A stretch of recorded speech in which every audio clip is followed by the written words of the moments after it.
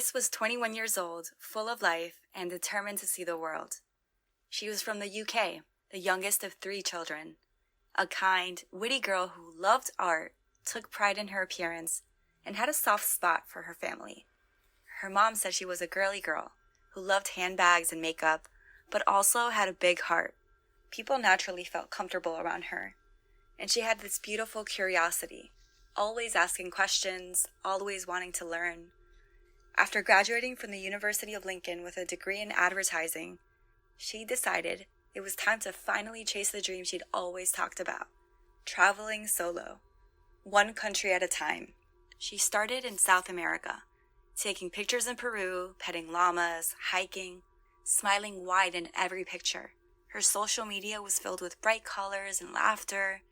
Grace wasn't just sightseeing, she was collecting moments, meeting strangers, falling in love with the planet. She had just turned 22 when she arrived in New Zealand. It was meant to be a place of peace, adventure, a quiet reset before she kept moving. She checked into a backpacker hotel in Auckland. She was alone, but not lonely.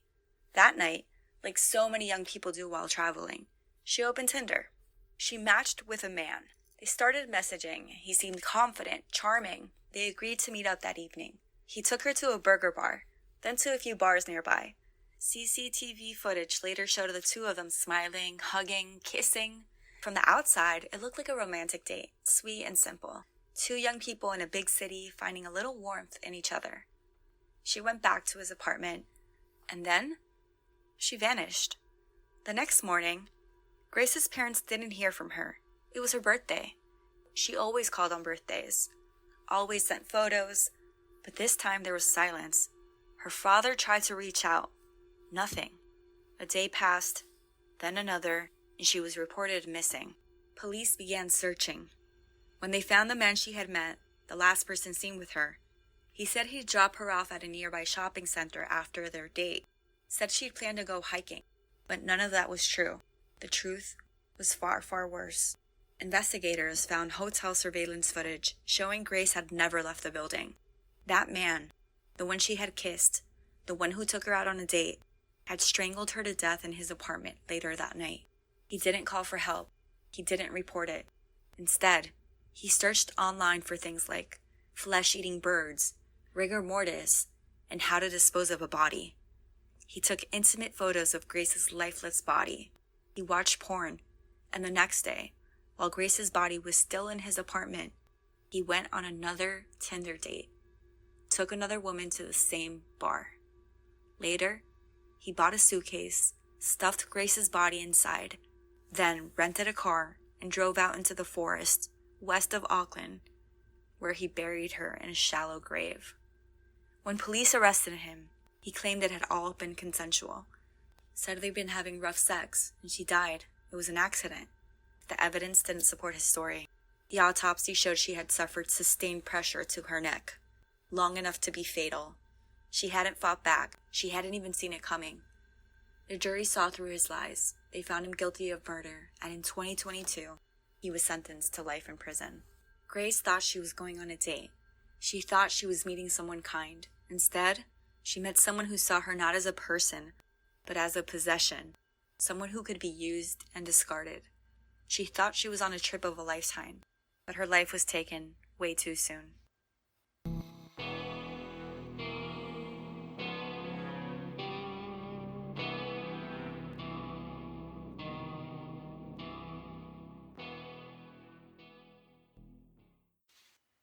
Sarah was 20 years old, a college student home for Thanksgiving break in New Jersey. She was full of life, passionate about dance, loved her family, and she was full of dreams. She was the kind of girl whose laugh could fill a room, and whose kindness was genuine. One night, bored and curious, Sarah downloaded Tagged. It was a social app, not as flashy as Tinder, but it was popular enough to meet people nearby. She kept scrolling and scrolling. Her thumb paused on a profile. It was a young man named Khalil. He was 20, like her, from a nearby county.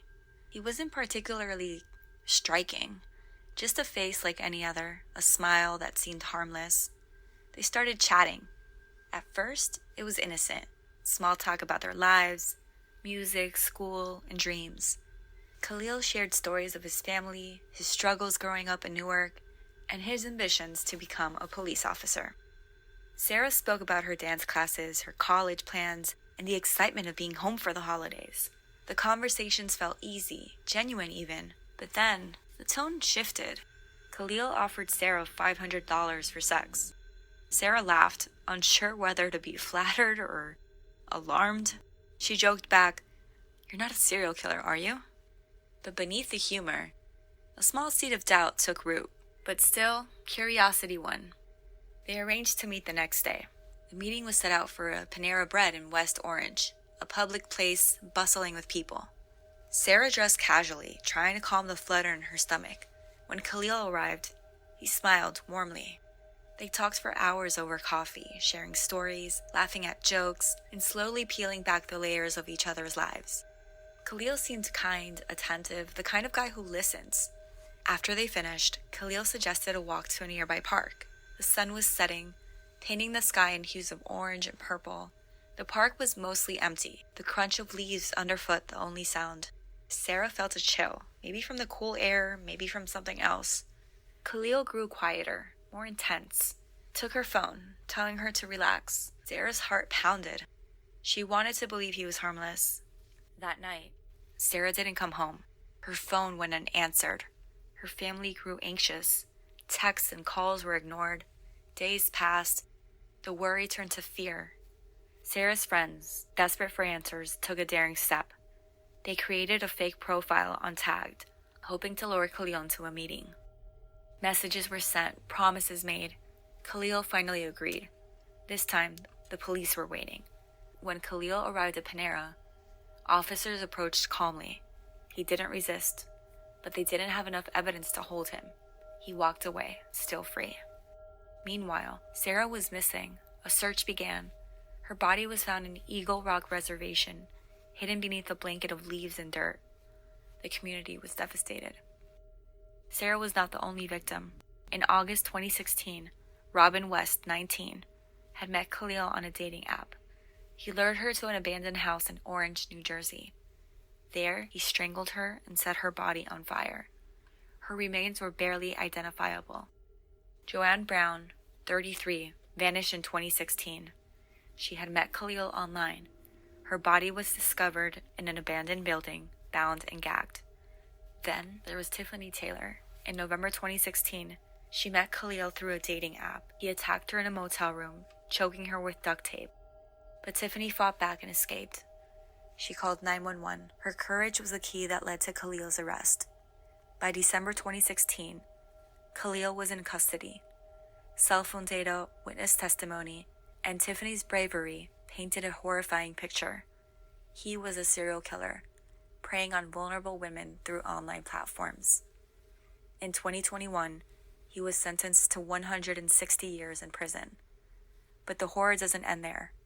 In 2022, he was charged with the murder of 15-year-old Mawa, missing since 2016. Her remains were found hidden away years later. Khalil's story is a haunting reminder that the person behind the screen may not be who they say they are. And sometimes, the most charming smile hides the darkest secrets. So the next time you swipe or accept a message from a stranger, remember Sarah, Robin, Joanne, Tiffany, and Mawa, because the story doesn't always end well.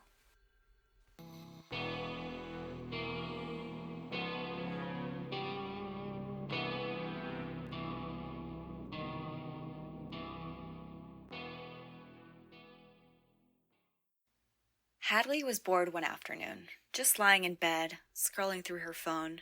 She had just finished working out, still in her leggings and hoodie, when she opened up the Tinder app. Not for anything serious, just to see what was out there. A few swipes, a couple of uninteresting profiles, and then, him, Kane. He was tall, clean-cut, seemed normal, almost boring, honestly. But his smile looked real, and his bio said he liked camping and reading, and that he was looking for something meaningful. So, Hadley swiped right. They matched instantly. At first, it was the usual small talk, but within hours, things got deeper. Kane asked thoughtful questions, wanted to know about her goals, her childhood, her fears. And Hadley, who didn't usually open up to strangers, found herself telling him things she hadn't said out loud in a long time. They started talking every night, 12 a.m., 1 a.m., 2 a.m. It felt like something real, like maybe, finally, she found someone who saw her. Within 2 days, Kane invited her over to his house.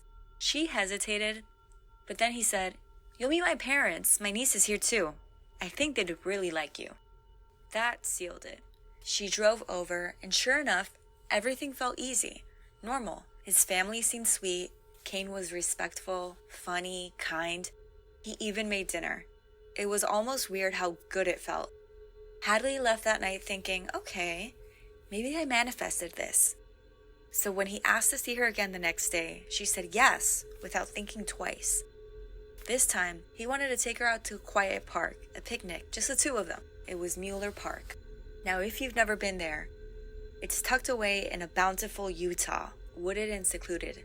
The kind of place you go for long talks and lazy afternoons. It's peaceful and serene. It's also the kind of place where screams could easily disappear into the trees. They met there late afternoon. The sun was low, warm light dripping through the pines. Kane laid out a blanket, brought snacks, even had a speaker for music. They talked, laughed, and he complimented her hair, told her she looked even better than the day before. For hours, they just vibed.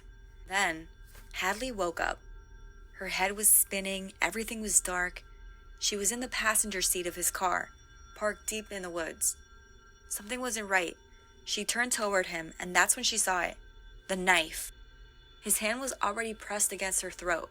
She didn't scream. There wasn't time. Kane leaned in and whispered, "You're too strong." Hadley fought with everything she had. In the chaos, the knife slashed across her face, her hands, her back, but she didn't stop.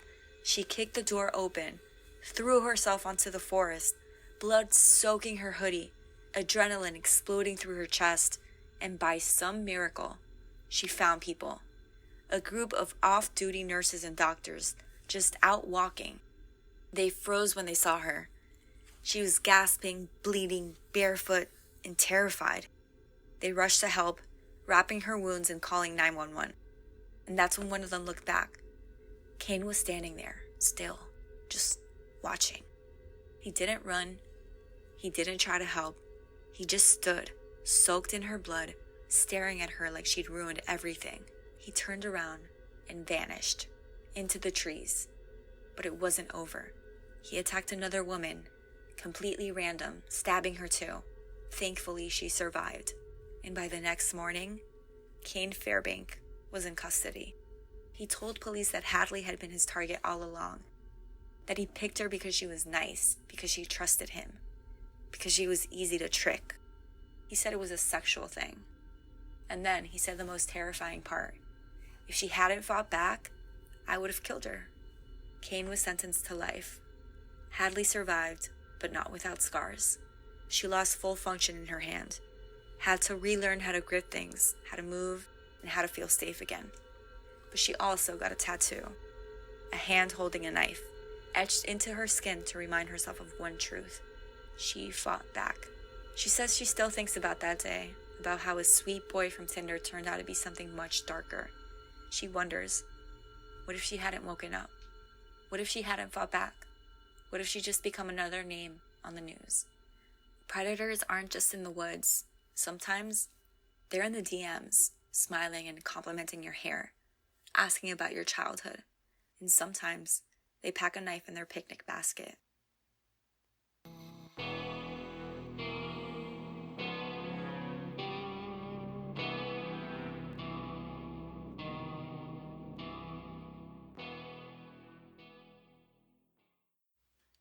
They met the way so many couples do these days, through a dating app. She was 21, young and radiant, with big dreams. Valentina was a rising star in Colombia's electronic music scene. Her life was full of late nights, flashing lights, and crowds dancing to the beat of her mixes. She was a DJ, and a damn good one. He was 36. His name was John, an all-American man from Texas. Divorced, a father of 3. By day he worked as a stockbroker, But when he found Valentina online, his world shifted. They were an unexpected match. Different countries, different cultures, an age gap. But something clicked. He told her she was beautiful, that she deserved the world. He said he admired her independence. He'd watch her videos, hear her mixes, and say, "You're going to be famous one day." And at first, it was sweet, really sweet. He flew to Colombia to visit her. They took photos together, laughed over meals, stayed up late, talking about the future. Valentina's friends were surprised at first. She usually dated people closer to her age, but she seemed genuinely happy. And John? He seemed obsessed with her, in that full-hearted, romantic kind of way. He sent her gifts, money, promised her stability. He said he wanted to move to Colombia so they could be together. He told her she didn't have to work so hard anymore, that she could just focus on her music. They made plans, big ones, a life together, a future. But somewhere along the way, the sweetness turned sour. It was little things at first. He wanted to know where she was all the time. He didn't like the crowd she played for, didn't trust the men she worked with. He'd get jealous when she didn't answer her phone right away. He began to ask for passwords, questioned every message. Then, things got darker. He hired a private investigator in Colombia, without telling her. He wanted to know who she talked to, where she went, who she smiled at when he wasn't around. He accused her of cheating, of lying, and yet she stayed in the relationship. Maybe she thought he'd calm down. Maybe she believed he was just afraid to lose her. In January 2023, he came to Colombia again.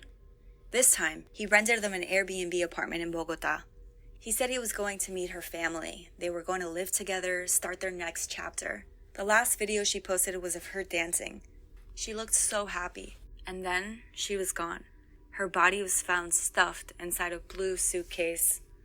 A homeless man, searching through the trash near Bogota's airport, opened a dumpster and saw something he never should have had to see. Valentina's body had been wrapped in tape, folded into the suitcase like luggage. The footage from their Airbnb showed John wheeling that suitcase out the door by himself. By the time police identified her, he had already fled the country.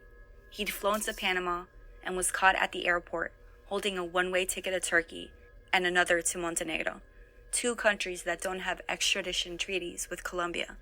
He was trying to disappear. When they brought him back and questioned him, he told investigators he didn't remember killing her, said they had been drinking, taking drugs, claimed it happened during sex, and he panicked. But the autopsy showed bruises and signs of a violent struggle. She had been strangled, suffocated. The prosecutor said it wasn't a crime of passion. It was about control, revenge, a punishment. John was found guilty of aggravated femicide and concealment of evidence. He was sentenced to 42 years and 8 months in a Colombian prison. No early release. He's also forbidden from contacting Valentina's family for 20 years. Her family said the justice helped, but nothing could bring her back. Valentina was only 21. She thought she had found a man who adored her, someone who would take care of her, someone who saw how brightly she burned. Instead, he tried to put out that light forever.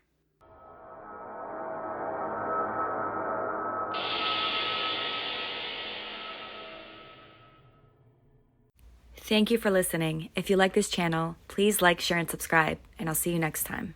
And remember, déjà vu happens for a reason.